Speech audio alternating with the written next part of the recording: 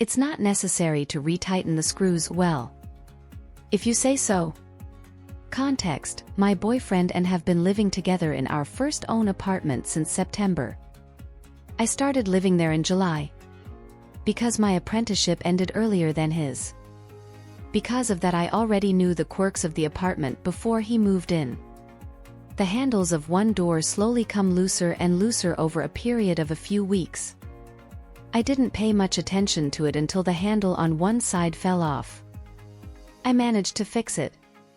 But of course it kept happening. From then on I retightened the screws on the handles whenever they started to feel a bit too loose. The room to which this door leads is now mainly used by him, so I don't notice it immediately when the screws become loose again. When I do notice, I tell him he needs to retighten them or the handles will fall off.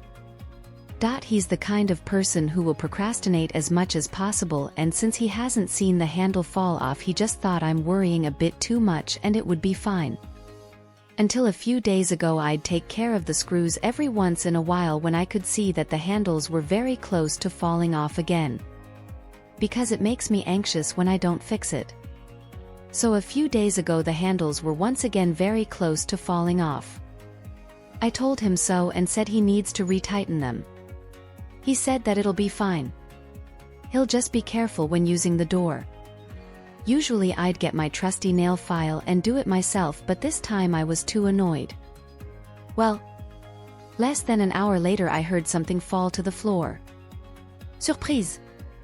It was the handle and I had to open the door from the other side so he could get out, lol. I showed him how to fix it and told him again that he needs to retighten the screws regularly or he won't get out. I think this time he finally understood why I've been so fussy about it. Not sure if this was enough for him to really learn his lesson or not. So I'm curious to see what happens the next time when the screws become loose.